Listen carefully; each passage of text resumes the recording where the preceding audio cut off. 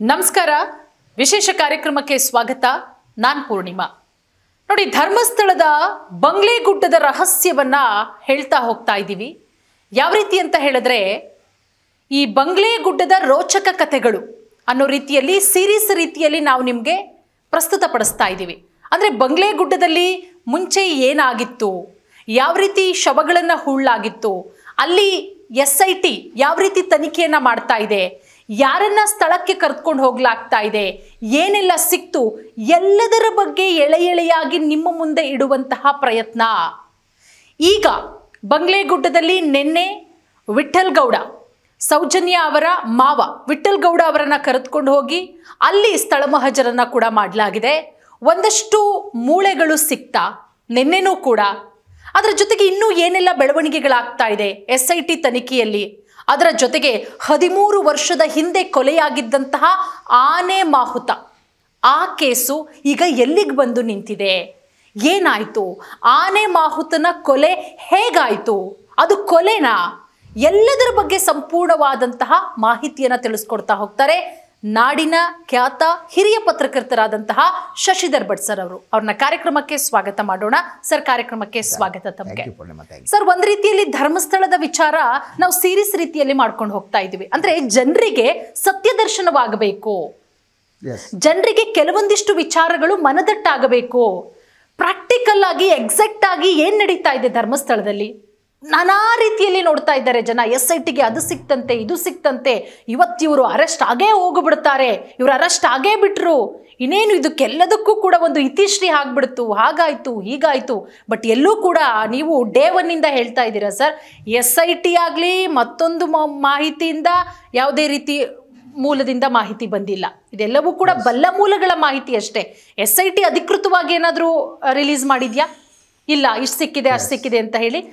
ಅಂದರೆ ಈಗ ಆಗ್ತಾ ಇರುವಂತಹ ಬೆಳವಣಿಗೆ ಸರ್, ನಿನ್ನೆ ನಾವು ಗಮನಿಸ್ತಾ ಇದ್ವಿ, ವಿಠಲ್ ಗೌಡ ಅವರನ್ನ ಅರೆಸ್ಟ್ ಮಾಡಿಲ್ಲ, ಬಟ್ ಕಸ್ಟಡಿಗೆ ತಗೊಂಡಿದ್ದಾರೆ, ವಿಚಾರಣೆ ಆಗ್ತಾ ಇದೆ. ಈ ಬಂಗ್ಲೆಗುಡ್ಡದ ರಹಸ್ಯವೇ ಬಹಳ ರೋಚಕ ಆಗಿದೆ ಸರ್. ಈ ಸಾಮಾನ್ಯ ಜನ, ಈಗ ಧರ್ಮಸ್ಥಳದ ಭಾಗದವರಿಗೆ ಗೊತ್ತಿರುತ್ತೆ ಈ ಬಂಗ್ಲೆಗುಡ್ಡದ ರಹಸ್ಯ ಏನಿದೆ, ಏನು ಕತೆ ಏನು ಅಂತ. ಬಟ್ ನಾಡಿನ ಜನ ನೋಡ್ತಾ ಇದ್ದಾರೆ, ನಮಗೆ ಒಂದು ರೀತಿಯಲ್ಲಿ ಬೆಂಬಲ ಕೊಡ್ತಾ ಇದ್ದಾರೆ. ಸ್ಪೀಡ್ ನ್ಯೂಸ್ಗೆ ಒಳ್ಳೆ ಕೆಲಸ ಮಾಡ್ತಾ ಇದ್ದೀರಾ, ನಿಮ್ಮ ಕೆಲಸ ಇದೇ ರೀತಿ ಮುಂದುವರಿಲಿ ಅಂತ ಹೇಳಿ ನೀವು ಕೂಡ ಅಷ್ಟೇ ಅದ್ಭುತವಾಗಿ ಅಲ್ಲಿ ಏನಾಗ್ತಾ ಇದೆ ಅನ್ನೋದನ್ನ ಜನರಿಗೆ ತಿಳಿಸ್ಕೊಡುವಂತಹ ಪ್ರಯತ್ನವನ್ನ ಮಾಡ್ತಾ ಇದ್ದೀರಾ. ಈ ಬಂಗ್ಲೆಗುಡ್ಡದಲ್ಲಿ ಒಂದಷ್ಟು ತಲೆಬುರುಡೆಗಳು ಸಿಕ್ತು ಅಂತ ಹೇಳಿ, ಹಾಗಾಗಿ ನಿನ್ನೆ ಸ್ಪಾಟ್ ಮಹಜರು ಮಾಡಿದಂತಹ ಟೈಮಲ್ಲಿ, ಯಾಕಂದರೆ ವಿಠಲ್ ಗೌಡ ಅವರನ್ನ ಹತ್ರನೇ ಒಂದಷ್ಟು ಜನ ಬೊಟ್ಟು ಮಾಡಿ ತೋರಿಸ್ತಾ ಇರೋದ್ರಿಂದ ಎಕ್ಸಾಕ್ಟ್ ಆಗಿ ಏನಾಗ್ತಾ ಇದೆ ಸರ್ ಅಲ್ಲಿ? ಒಂದು ಇಡೀ ಒಂದು ತನಿಖೆ ಏನಿದೆ, ಈ ತನಿಖೆ ನನ್ನ ವಿಶ್ಲೇಷಣೆಯಲ್ಲಿ ಈಗ ಪ್ರಾರಂಭ ಆಗಿದೆ. ಅಂದರೆ ಯಾವಾಗ ರಾಜ್ಯ ಸರ್ಕಾರ SITಯನ್ನು ರಚನೆ ಮಾಡಿತು, ಆಗ SIT ತಂಡದವರು ತನಿಖೆಯನ್ನು ಪ್ರಾರಂಭ ಮಾಡಿದ್ದು ಏನು, ಮೊದಲು ಅನಾಮಿಕ ದೂರುದಾರ ಕೊಟ್ಟಂಥ ಮಾಹಿತಿ ಆಧಾರದ ಮೇಲೆ ಅದು ತನಿಖೆ ಪ್ರಾರಂಭ. ಆದರೆ ಆ್ಯಕ್ಚುಲಿ ತನಿಖೆ ಅಲ್ಲ. ಅಂದರೆ ಅವನು ಹೇಳಿದ ಪ್ರದೇಶದಲ್ಲಿ ಮೂಳೆಗಳು ಅಸ್ಥಿಪಂಜರನೋ ಇದೆಯಾ ಅಂತ. ಆದರೆ ಯೂಸ್ವಲಿ ತನಿಖೆ ಹಾಗೆ ಮಾತ್ರ ಇರಲ್ಲ. ಈಗ ಇಡೀ ಆ SIT ತಂಡಕ್ಕೆ ಅವರ ಗೈಡ್ಲೈನ್ಸ್ ಏನಿದೆ, ಏನು ಮಾಡಬೇಕು ಅಂತ ಅವರಿಗೆ ಸೂಚಿಸಲಾಗಿದೆ, ಆದೇಶಿಸಲಾಗಿದೆ ಅನ್ನೋದಿದೆ, ಅದು ಭಾಳ ಮುಖ್ಯ. ಸೊ ಅದರಿಂದ ನಾವು ಇನ್ನೂ ಚರ್ಚೆ ಮಾಡಿದ್ವಿ, ಇದಕ್ಕೆ ಈಗ ಪೊಲೀಸ್ ಸ್ಟೇಷನ್ನ ಸ್ಟೇಟಸನ್ನು ಕೊಡಲಾಗಿದೆ SIT. ಸೊ ಆದ್ದರಿಂದ ಎಲ್ಲ ಪೊಲೀಸ್ ಠಾಣೆಯು ಕೆಲಸ ಮಾಡುವ ಹಾಗೆ SIT ಕೆಲಸ ಮಾಡುತ್ತೆ. ದ ಫಸ್ಟ್ ಥಿಂಗ್ ಕೆಲಸ ಮಾಡುತ್ತೆ ಅಂತಂದರೆ ಕೇವಲ ಮೂಳೆ ಎತ್ತುವ ಕೆಲಸ ಅಲ್ಲ. ಅದು ನಾವು ಈ ಮಾಧ್ಯಮಗಳು ನೋಡ್ರಿ, ಈ ಪ್ರಕರಣದಲ್ಲಿ ಏನಂದ್ರೆ ಮೂಳೆ ಎತ್ತೋದು ಸಿಕ್ತಾ ಇಲ್ಲ, ಮುಗಿದೋಯ್ತು. No, not like that, that itself wrong. ಮೂಳೆ ಅಷ್ಟೇ ಅಲ್ಲ, ಬೇರೆ ಏನೋ ಇದೆ. ಮೂಳೆ ಇಡೀ ಪ್ರಕರಣದಲ್ಲಿ ಇರುವ ಆರೋಪದಲ್ಲಿ 100ರಲ್ಲಿ 1 ಅಂಶ ಮಾತ್ರ, ಅದು 1%. ಅದೇ ಇದೆಯಾ, ಸಿಕ್ತಾ ಸಿಕ್ಕಿಲ್ಲ, ಯಾಕೆ ಸಿಕ್ತು, ಫೈನ್, ದಿಸ್ 1 ಪಾರ್ಟ್. ಅದ್ರ ಜೊತೆಗೆ ಅವನ ಅನಾಮಧೇಯ ಏನು ಚಿನ್ನಯ್ಯ ಅಂತ ಗೊತ್ತಾಯ್ತು, ಅವನ ಪೊಲೀಸ್ ಕಸ್ಟಡಿ ತಗೊಂಡ್ರು, ಇಟ್ಟರು. ಅದು ಯಾಕೆ ಇಟ್ಟರು ಅನ್ನೋದು ಭಾಳ ಕುತೂಹಲಕರವಾದ್ದು. ಯಾಕೆ ನನಗಂದರೆ, ಅವನಿಗೆ ಈಗ ಪೊಲೀಸ್ ಕಸ್ಟಡಿಯಲ್ಲಿ ಇರುವಾಗಲೂ ಕೂಡ ಅವನಿಗೆ ಒಬ್ಬ ಸಾಕ್ಷಿದಾರನಿಗೆ ಕೊಡಬೇಕಾದ ರಕ್ಷಣೆಯನ್ನು ನ್ಯಾಯಾಲಯದ ಆದೇಶದಂತೆ SIT ಪೊಲೀಸರು ಮುಂದುವರಿಸಿದ್ದಾರೆ. What does it mean? It means still they consider him as a witness. ವಿಟ್ನೆಸ್ಸಿಗೆ ಕೊಡುವಂಥ ಸಂರಕ್ಷಣೆಯನ್ನು ಅವನಿಗೆ ಇನ್ನೂ ಕಂಟಿನ್ಯೂ ಮಾಡಿದ್ದಾರೆ ಅಂದರೆ ಅವನನ್ನು ವಿಟ್ನೆಸ್ ಅಂತೆ ಕನ್ಸಿಡರ್ ಮಾಡಿದ್ದಾರೆ ಹೊರತು ಆರೋಪಿ ಅಂತೆ ಅಲ್ಲ. ಆದರೆ ನಾವೆಲ್ಲ ಅವನ ಆರೋಪಿ ಅನ್ನುವ ಹಾಗೆ ಪ್ರತಿಬಿಂಬಿಸ್ತಾ ಇರೋದು ಒಂದು ಪಾರ್ಟ್, ಆಯಿತಾ. ಅವನು still is N witness.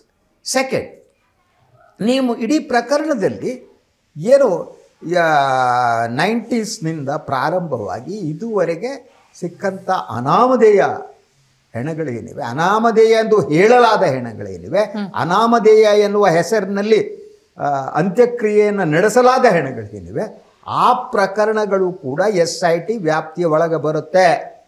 They will have to, ಅವರು ಅದಕ್ಕೂ ಎನ್ಕ್ವೈರಿ ಮಾಡಬೇಕಾಗುತ್ತೆ.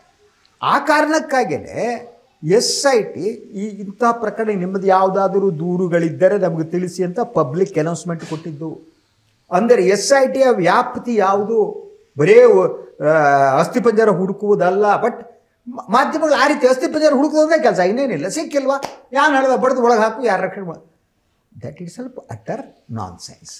ಸೊ ಈ SITಗೆ ಕೊಟ್ಟ ಇದರ ಪ್ರಕಾರ ದಟ್ ಎಲ್ಲ ಪ್ರಕರಣಗಳೇನಿವೆ, ಯಾರ್ಯಾರು ದೂರುಗಳು ಹೊಸಬರು ಬರ್ತಿದ್ದಾರೆ, ದೂರು ಕೊಡ್ತಿದ್ದಾರೆ. ಈಗ ಲೇಟೆಸ್ಟ್ ಆಗಿ ಆನೆ ಮಾವುತನ ಮಗ ಗಣೇಶ್ ಅವರು ಆನೆ ಮಾವುತ ಮತ್ತು ಅವರ ನಾರಾಯಣ ಮತ್ತು ಅವರ ಸಹೋದರಿ ಯಮುನಾ ಅವರ ಹತ್ಯೆಯಾದದ್ದು. ಅವರ ಹತ್ಯೆ ಆದ ಮೇಲೆ ಆ ಪ್ರದೇಶದಲ್ಲಿ ಹೋಟೆಲ್ ಏನೋ ಬಂತು ಅಂತ ಹೇಳಲಾಗ್ತಿದೆ. ಅದರ ಬಗ್ಗೆ ಸೊ ಈಗ ಬನ್ನಿ ವಿಠಲ್ ಗೌಡ.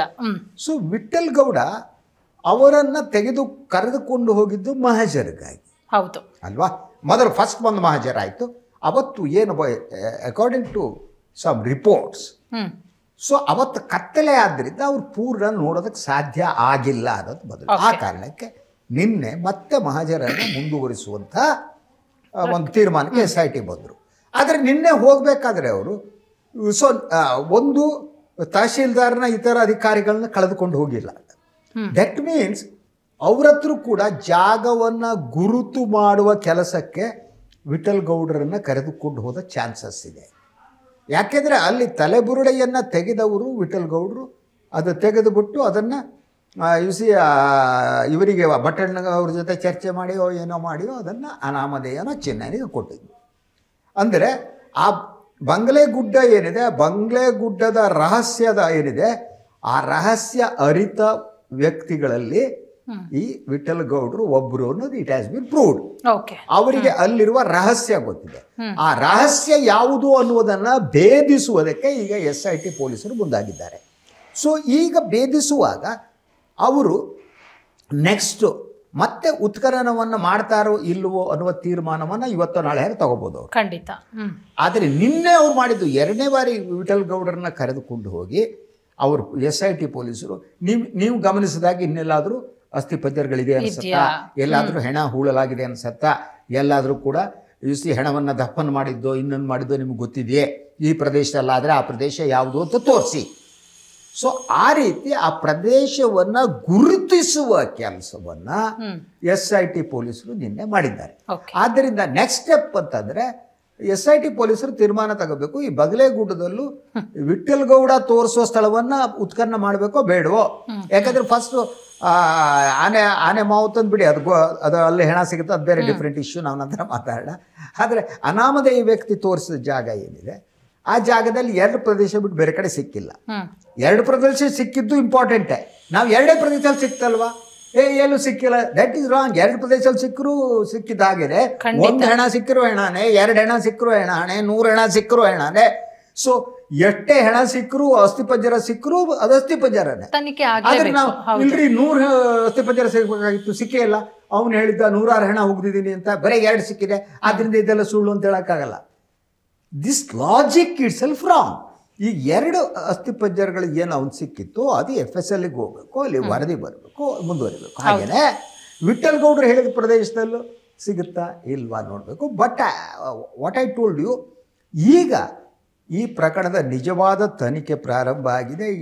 ಇದೇನು ಅಂತಂದರೆ ಒಂದು ರೀತಿಯಲ್ಲಿ SITಗೂ ಅಗ್ನಿ ಪರೀಕ್ಷೆ, ಒಂದು ರೀತಿಯಲ್ಲಿ ಆರೋಪಿತರಿಗೂ ಅಗ್ನಿ ಪರೀಕ್ಷೆ, ಇನ್ನೊಂದು ರೀತಿಯಲ್ಲಿ ಮಾಧ್ಯಮದವರಿಗೂ ಅಗ್ನಿ ಪರೀಕ್ಷೆ. ಯಾಕಂದರೆ ಮಾಧ್ಯಮದವ್ರು ಹೇಳ್ತಾ ಬಂದರು, ಫಸ್ಟು ಈ ತಲೆಪುರುಡೆ ದೆಹಲಿಯಲ್ಲಿ ಸಿಕ್ತಾ, ತಲೆಬುರುಡೆ ಡ್ರ್ ಅಂತ ತೋರಿಸ್ತಾರೆ. ಆಯ್ತಾ, ದೆಹಲಿಯಲ್ಲ ಚೆನ್ನೈನಿಂದ ಬಂತೆ ತಲೆಬುರುಡೆ, ಕೇರಳ ಆಮೇಲೆ ಆಯ್ತು ಬುರುಡೆ ಪುರಾಣ ಅಂದ್ರು, ಕೇರಳದಿಂದ ಬಂತೆ ತಲೆ ಬುರುಡೆ ಅಂತಂದ್ರು, ಕೊನೆ ಹೋಗ್ಬಿಟ್ಟು ಮಟ್ಟಣ್ಣನವರ ಮನೆಯಿಂದ ಬಂತೆ ತಲೆ ಬುರುಡೆ ಅಂದ್ರು, ಇಲ್ಲ ಮಹೇಶ್ ಶೆಟ್ಟಿ ತಂದ್ರೆ ಅಂತ. ಅಲ್ರಿ ಈ ಆಂಕರ್ ಮನೆಯಿಂದ ಬಂತ ನೋಡ್ರಪ್ಪ ತಲೆ ಬುರುಡೆ, ಈ ಸೀನಿಯರ್ ಆಂಕರ್ ಮನೆಗಳಲ್ಲಿ ತಲೆ ಬುರುಡೆ ಇದ್ದಂಗೆ ಕಾಡ್ತಾ ಇದ್ದಾರೆ ನನಗೆ. ಅದು ತಲೆ ಬುರುಡೆನೇ ಇಲ್ಲ ಇವರಿಗೆ. ಎತ್ಕ ಬಂದ್ಬಿಟ್ಟು ಈಗ ಬಂದುಬಿಟ್ಟು ವಿಠಲ್ ಗೌಡ್ರ ತಾ ಹಿಡಿದ್ಬಿಟ್ಟು ಅದು ಯಾರ್ಯಾರನ್ನೋ ಬಿಟ್ಬಿಟ್ಟು ಅವ್ರು ಯಾರ ಬಂದ್ಬಿಟ್ಟು ವಿಠಲ್ ಗೌಡ ಅತ್ಯಾಚಾರ ಮಾಡದಂತ ಎಲ್ಲ ತಲೆ ಬುದ್ಧಿ ಇಲ್ದಿರ. ಆಮೇಲೆ ವಿಠಲ್ ಗೌಡ ಯಾವುದೇ ಕ್ಷಣದಲ್ಲಿ ಬೇಕಾದ್ರೂ ಬಂಧನ, ವಿಠಲ್ ಗೌಡ್ರು ಬಂಧನ ಅದಲ್ಲಿ SIT ಬಂಧನ ಮಾಡ್ತಾರೆ ಅಂತಲ್ಲ, ಇವರಿಗೆ ಬಂಧನ ಆಗ್ಬೇಕಾದ್ರೆ ಇವರು ಏನು ಕೂತಿದ್ದಾರೆ, ಇವರು ಬಹಳ ಏನು ಅಂತಂದರೆ ಅವ್ರು ಯಾರನ್ನ ರಕ್ಷಣೆ ಮಾಡೋಕೆ ಕೊಟ್ಟಿದ್ದಾರಲ್ಲ ಅವರ ರಕ್ಷಣೆ ಆಗಬೇಕು ಅಂದರೆ first Vittal Gowda should go behind the bars. ಆ ಕಾರಣಕ್ಕಾಗಿ ಅಂದರೆ everybody is trying to influence the SIT in different ways. ಇಲ್ಲಿ ಈ ರೀತಿ ಹೇಳುವ ಮೂಲಕ SIT ಮೇಲೆ ಪ್ರಭಾವ ಬೀರೋದು. ಅದು ಹೆಂಗೆ ಅಂದರೆ ಕ್ವಶನ್ ಮಾರ್ಕ್ ಹಾಕ್ಬಿಡೋದು. ಇವತ್ತು ವಿಠಲ್ ಗೌಡ್ರ ಬಂಧನವೇ ಅಂದರೆ SIT ಅವ್ರು ನೋಡ್ರೆ ಮುಚ್ಕೊಂಡು ಬಂಧನ ಮಾಡ್ರಯ್ಯ ಅಂತ. ದೀಸ್ ಟೈಪ್ ಆಫ್ ಮೆಸೇಜಸ್ ತಮ್ಮ ಮನಸ್ಸಿನಲ್ಲಿ ಏನಿದೆಯೋ ಅದನ್ನು ಹೇಳುವಂಥ ಈ ರೀತಿಯ ಮೆಸೇಜನ್ನು ಕೊಡುವಂಥ. ಅದರಿಂದ ವಿಠಲ್ ಗೌಡರ ಬಂಧನ ಸ್ಟಿಲ್ ಅವರನ್ನು ಮಹಜರ್ ಮಾಡೋದು ಯಾಕಂದರೆ ಅವರು ಈಗ ಒಂದು ಅರ್ಥದಲ್ಲಿ ದೂರುದಾರರೇ. ಮತ್ತು ಅದರ ಜೊತೆಗೆ ಆ ಕೇಸ್ ಹಲವಾರು ಅದಕ್ಕೆ ಆ್ಯಂಗಲ್ಗಳಿರ್ತವೆ. ಆತ ನೆಲೆ ಆಗದಿದ್ದು ನಿಜನ ಅಥವಾ ಮೇಲೆ ಸಿಕ್ತಾ, ನೆಲ ಆಗದಿದ್ದರೆ ಕಾನೂನಾತ್ಮಕವಾದದ್ದು ಸರಿಯಾ ತಪ್ಪ ಆಗಿರ್ಬೋದು. ಹೀಗೆ ಹಲವು ವಿಷಯಗಳು ಕಾಂಪ್ಲಿಕೇಟೆಡ್ ಇಶ್ಯೂಸ್ಗಳಿವೆ. It's a complex issue. So ಅವರು ಮೇಲ್ಗಡೆ ಬಿದ್ದು ತೆಗೆದ್ರೆ ಆವಾಗ ಇವು ಅಗೆದಂಥ ಆರೋಪ ಅವ್ರ ಮೇಲೆ ಬರಲ್ಲ, ಇಲ್ಲಿ ಸಿಕ್ಕಿತು ನನಗೆ ಅಂತ. ಸೊ ಮೇಲೇನೆ ಒಂದು ತಲೆಬುರುಡೆ ಸಿಕ್ಕಿದೆ ಅನ್ನುವ ಕಾರಣಕ್ಕಾಗಿ ನೆಲವನ್ನು ಅಗದ್ರೆ ಸಿಗಬಹುದಾ ಅನ್ನುವ ಪ್ರಶ್ನೆ ಕೂಡ SITಗೆ ಬರುವುದು. It is so complex. It's not ಸುಮ್ಮನೆ ನಾವು ನೀವು ಕೂತ್ಕೊಬಿಟ್ಟು ಹಿಂಗೆ ಮಾತಾಡ್ದಂಗೆ ಅಲ್ಲ ಅದು. ಖಂಡಿತ. ಎಸ್.